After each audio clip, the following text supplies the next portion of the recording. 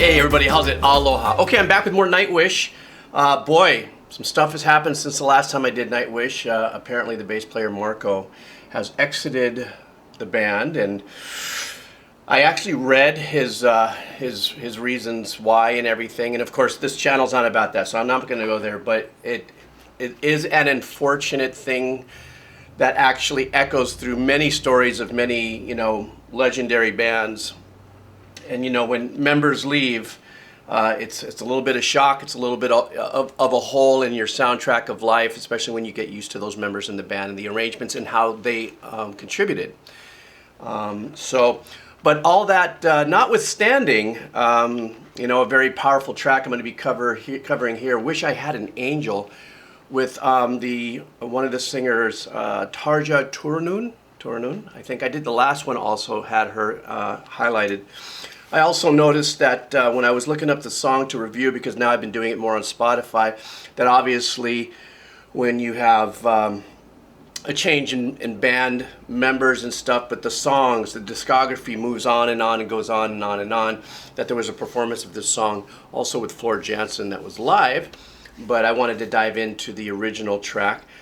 Because I like to hear the nuanced differences from whether it's the sound to the engineering to the arrangements of then to, even if they re-perform it and rearrange it for live shows later.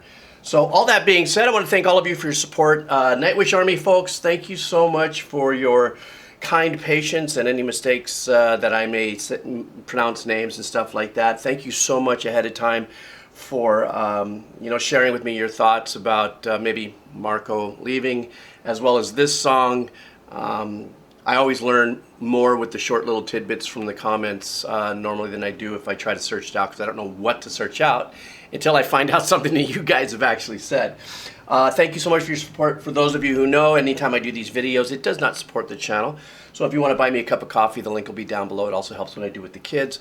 And of course, the link for Nightwish, Spotify, and merch will also be down below. All right, so let's do this. From the album Once, we have Wish I Had an Angel by Nightwish. All right. I wish I had an angel for one moment of love. I wish I had your angel tonight.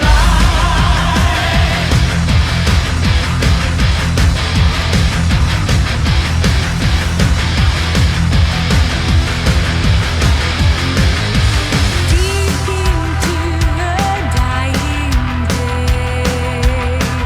I took a step outside an innocent heart, prepared to hate me for when I may. This night will hurt you like never before. Old love stay die hard. Old lies stay die harder. I wish I had an angel for one moment of love. I wish I had your angel, your word to marry under. I'm in love with my lust, burning angel wings to dust. I wish I had your angel tonight. I'm going. Okay, I love that little when everything dropped out, you heard that little synth arrangement turnaround that just happened right there. That was really super cool. Here's something that I really love about the dynamics and the arrangement and composition of what I'm hearing. So they open up with this incredibly thick and rich harmonies in the vocals that are predominantly, I think without a doubt, a signature of Nightwish is as a symphonic metal band. All arrangements are fairly complex, deep, and rich in order to, I think, fulfill that, being dubbed the symphonic band. When the power comes in and the guitar comes in, it's very ominous and very crunchy, very right in your face and stuff. But what I love is the fact is that they delicately, if there's such a thing, pull back and leave a space nice and wide open for the vocal performance and the melody, so that the melody really is a predominant aspect in their songwriting. And I think when you have symphonic works, the emphasis on melodic phrasing is perhaps a little more forward in the composition and arrangement aspect of a song than, let's say, some of the other tracks that I do on this channel were more of the rhythmical, whether it's, meter changes or syncopation and stuff, that the power of a lot of the other tracks that I do really focuses on musically on those very unique rhythmical compositions. Here, the powerful, front side of what it is that I'm hearing is really based around the intense medical marijuana, with the intense melodic composition. Another thing I really love is the fact that even in the backgrounds, the keyboard arrangements is also very predominant in Nightwish that I have been listening to, and the keyboardists will go, in between different sounds depending on where they are in the hook, and the chords that are being chosen, around the verse are also very warm and rich, and they pull at you from here. And even though these are long pads, as we call it, or kind of sharp, aggressive synth sounds as he's making his chord changes, it doesn't give it a softness. It still keeps the edginess, but it's still very much there, and it gives you that big fat ambience. And then finally, I love the fact that Marco takes over in the hook with his powerful voice. And he's just got such an incredibly powerful voice that, it's not about an individual singer per se. It's always about, seemingly so, in my very little knowledge of the discography of Nightwish, though they have primarily their lead singers, that there is always this little bit of kind of round robin on, who's taking turns to hit the power. And in this case, Marco's power in the hook is just absolutely unmatched, and actually fits the complete arrangement of what's going on with the power of the, the guitars and everything like that, and the full, all faders up style, wall of sound kind of vibe. So let's go ahead and move on here.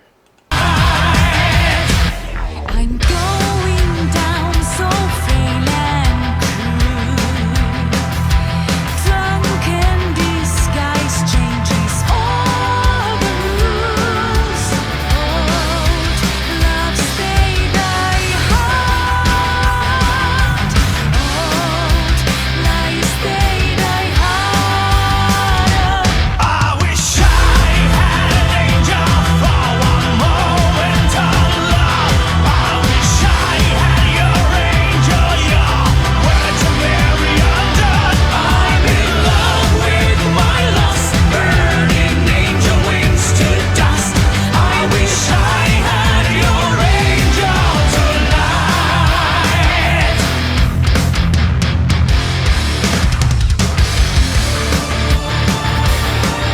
Okay, before we glide into this, I just want to mention something about the drums that I find to be not a refreshing twist in it and stuff, but the drummer is going straight in the hook and stuff like that. What I mean by straight, it is boom, back, boom, tang, boom, boom, back, boom, boom, back. Very straightforward than a lot of the stuff that we hear on the channel and stuff. And what I love about that is that breathing room of that the drummer is giving. Emphasizes, without you kind of knowing it, the guitar playing and its rhythmical arrangement. So obviously the drums, of course, is the percussive king of any rock band, as far as keeping that all together and stuff. The bass and the kick, well, we all know that's the power of the bottom end of it all. But depending on how that drum is arranged and composed can either agitate an arrangement. What I mean by that is make it more aggressive and more intense, or by letting it breathe with this straight kind of playing allows the riffiness of the guitar playing, or at least the chugging, the rhythmical chugging that's going on there, and the chord changes to really stand out even more. So, and then I was about to say, yeah, really straightforward, and then all of a sudden they just hit me with this turnaround. I was like, whoa, whoa, whoa, whoa, whoa, whoa, what's going on? And I like that. I like that they got us sunk into this kind of arrangement, because they've gotten into the hook twice before. I think it was 1 minute and 40 seconds. So that means the hook had played twice. They really got into the hook twice, really fed us this pattern, and then all of a sudden they twisted us around with this. So let's go ahead and see what we got left.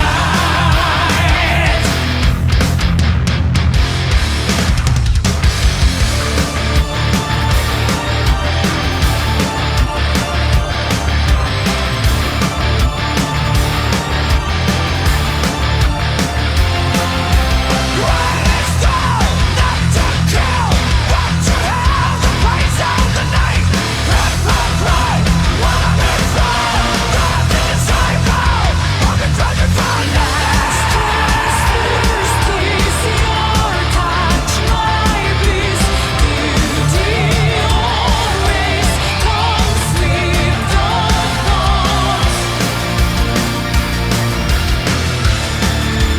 Sorry, I got to just mention that really quick. Obviously, very heavy, as I had mentioned earlier, on the harmonies and stuff. You know, the grandioso of orchestral style symphonic metal arrangements. So you have very rich and deep harmonies going on with the vocals. But what I just heard there was super cool. I thought for a second that there was an opera voice, one of the overdubs cut loose a little bit, and then come to find out it was some harmonics the guitar was playing. It just happened a few seconds ago. That was absolutely sick. I love that. Okay, let's get it.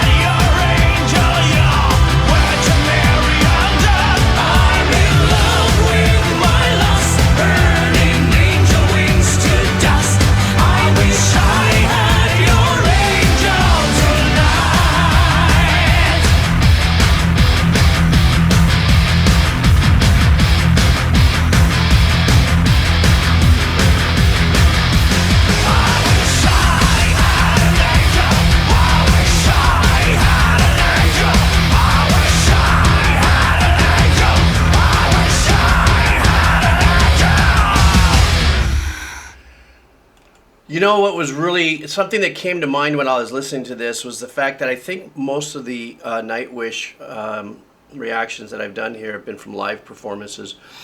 And of course, live performances, going back into a studio, remixing to get it as tight as you can is an incredible talent, and the engineering is phenomenal. But, you know, I guess maybe now that I've started listening stuff off of Spotify and not dealing with music videos, also to help me so I don't get hassles with getting blocked by YouTube or copyright claim blocks. You know, in this track there's an obvious, for me, a little bit of a heavier heavier metal power in this performance that I maybe haven't felt in some of the other performances I reviewed. Once again, I will say, because perhaps I wasn't listening to those other ones on Spotify and stuff, I didn't get the complete, people's elbow out of it. But this one, I really felt was really a little more forceful in the power and the guitar up front and stuff like that. I also want to make a little bit mention of that one little turnaround that happened before this outro, or the vamped out chorus that we just heard. Is they really went really deep into some technical percussive arrangements. You heard this loop, kind of this fully distorted kind of squash drum loop, kind of figure eight around through here. And also there was a little bit of a sequence happening in the background.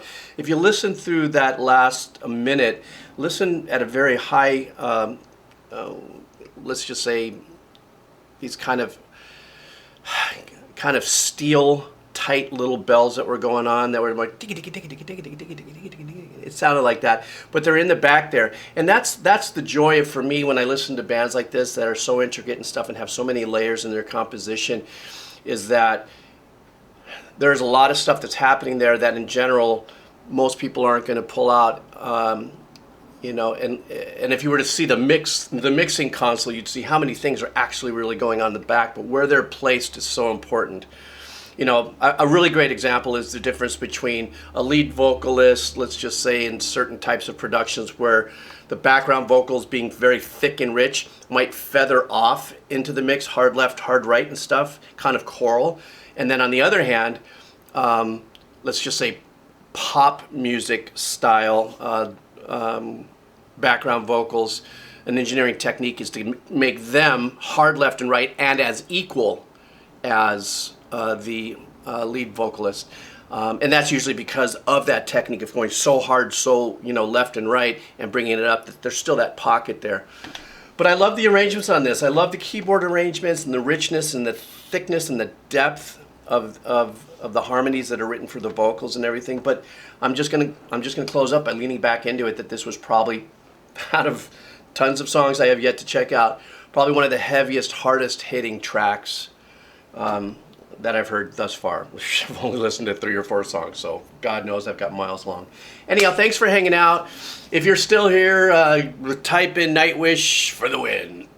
Thank you for the support, and also once again, you know, without turning this into what do you think about Marco's leaving, if you leave a thought about, say, what do you think about Marco's leaving, and what do you think, you know, the trajectory of the band might look like in the future.